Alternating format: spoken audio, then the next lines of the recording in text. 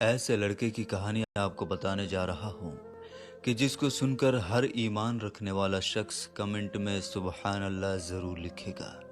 दोस्तों, आज हम आपको बताएंगे कि जब किसी अल्लाह वाले पर कोई मुश्किल आ जाए तो अल्लाह कैसे अपने बंदों की मदद करने के लिए कोई ना कोई वसीला ज़रूर पैदा कर देता है। जी हाँ दोस्तों, ये वाक़या भारत के पंजाब में रहने वाले एक मुसलमान लड़के का है जिसकी उम्र तकरीबन 30 साल होगी। दोस्तों, ये नौजवान 5 वक्त का नमाजी था और नमाज को उसके वक्त पर अदा करता था और ये कोशिश करता था कि वो 5 वक्त की नमाज मस्जिद में जाकर अदा करे और इसी वजह से उसके दिन का ज़्यादातर वक्त मस्जिद में ही गुजरता था। वह नमाज पढ़ता, फिर जिक्र करता और कुरान पढ़ता और इबादत में मशगूल रहता। इस नौजवान का मस्जिद से लगाव देखकर गांव वाले और आसपास का इलाका न सिर्फ इस पर रश करते थे बल्कि इसकी बहुत इज्जत भी किया करते थे। वो लड़का बहुत ही सादा, सिंपल और साफ जुबान का था। जो इसके दिल में होता वही जुबान पर भी होता था, इसलिए गांव के लोग इसके अखलाक के दीवाने थे। लेकिन दोस्तों, इसके अलावा इसका छोटा भाई काफ़ी ज़्यादा दुनियादार और बहुत लालची किस्म का इंसान था। बाप की मौत के बाद उसकी ये कोशिश होती थी कि जो ज़मीन उसके बड़े भाई के हिस्से में है वो उस पर कब्ज़ा कर ले। उसकी हर वक्त यही कोशिश रहती थी कि किसी तरह से वो अपने बड़े भाई को चकमा देकर उसकी ज़मीन को हड़प ले, मगर वो अभी तक इसमें कामयाब नहीं हो सका था।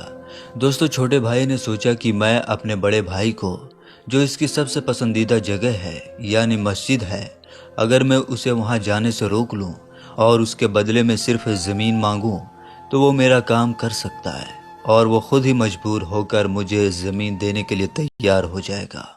वो ये बात अच्छी तरह से जानता था कि उसके भाई को दुनिया में कोई चीज़ सबसे ज़्यादा पसंद है तो वो मस्जिद है और वो दुनिया में कुछ भी छोड़ सकता है लेकिन मस्जिद जाना नहीं छोड़ सकता और इसके लिए वो कोई भी कीमत अदा कर सकता है।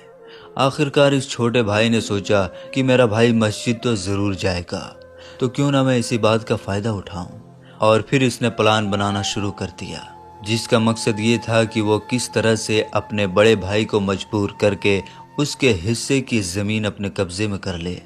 दोस्तों, ज़मीन के लालच ने इसे अंधा कर दिया था और इसी वजह से इसने चोरी की और इसका इल्ज़ाम अपने बड़े भाई पर लगा दिया। अगले दिन जब बड़ा भाई नमाज अदा करने के लिए मस्जिद जाने लगा और अपने घर से निकला तो उसने कुछ अजीब सा महसूस किया। उसे कुछ नहीं पता था कि अब उसके साथ क्या होने वाला है। उसे ये महसूस हुआ कि कुछ लोग उसका पीछा कर रहे हैं, लेकिन वो मस्जिद की तरफ बढ़ता गया क्योंकि उसकी नमाज के लिए देर हो रही थी। वो ये नहीं चाहता था कि किसी भी सूरत मेरी जमात छूट जाए। और जैसे ही वो मस्जिद में दाखिल हुआ तो पुलिस ने उसे रोक लिया और अंदर जाने से मना कर दिया और ये देखकर वो घबरा गया और सवाल करने लगा कि मुझे मस्जिद में जाने से क्यों रोकते हो, मुझे मस्जिद में क्यों नहीं जाने देते, इसकी क्या वजह है, मुझे क्यों रोक रखा है। पुलिस ने कहा कि तुम्हारे ऊपर मस्जिद का कीमती सामान चोरी करने का इल्ज़ाम है, इसलिए तुम मस्जिद में दाखिल नहीं हो सके। ये सुनकर वो नौजवान लड़का बहुत डर गया।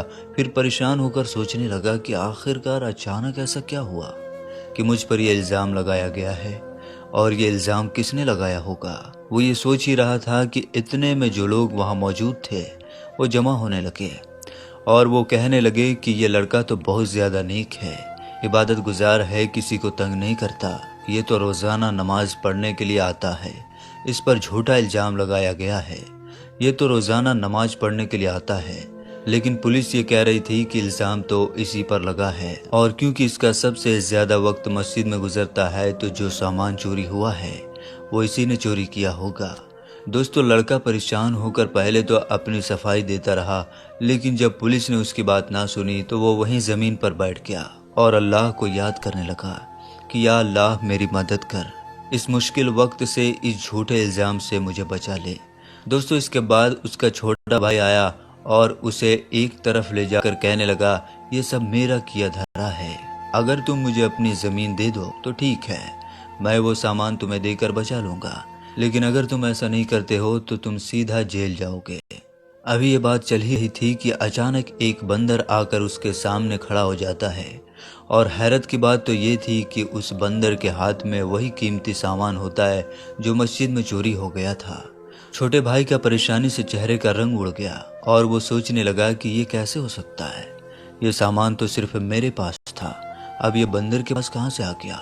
یہ سوچ کر وہ فوراً بھاگ کر اپنے گھر جاتا ہے اور جا کر چیک کرتا ہے اور دیکھتا ہے کہ جہاں اس نے سامان رکھا تھا وہاں پر کوئی بھی سامان موجود نہیں ہے۔ چھوٹا بھائی سمجھ گیا کہ یہ کوئی اور طاقت ہے جو میرے بڑے بھائی کی مدد کر رہی ہے۔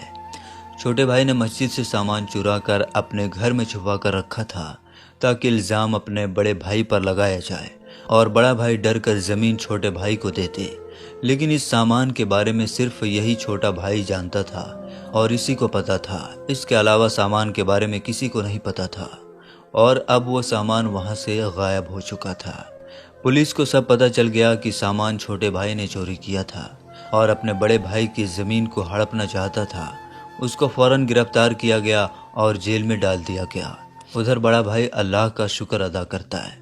دوستو، جو اللہ کا ہو جاتا ہے تو پھر اللہ بھی اس کا ہو جاتا ہے۔